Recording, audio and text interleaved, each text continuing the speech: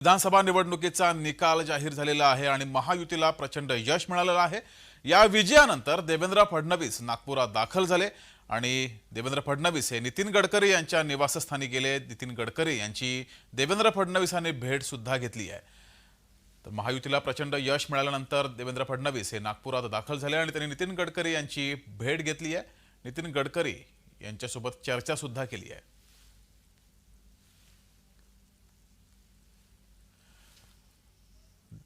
देवेंद्र फडणवीस हे नागपुरात पोहोचले त्यानंतर त्यांनी नितीन गडकरी यांची भेट घेतली आहे, त्यांचे आशीर्वाद सुद्धा घेतले आहेत। महायुतीला प्रचंड यश मिळालेलं आहे। विधानसभा निवडणुकीचे निकाल जाहीर झालेत आणि तब्बल 230 जागा महायुतीला मिळतायत।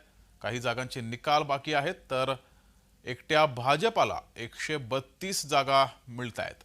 आणि या सर्व पार्श्वभूमीवर या प्रचंड यशानंतर देवेंद्र फडणवीस हे नागपुरात दाखल झाले आणि त्यांनी नितीन गडकरी यांची भेट सुद्धा घेतली आहे।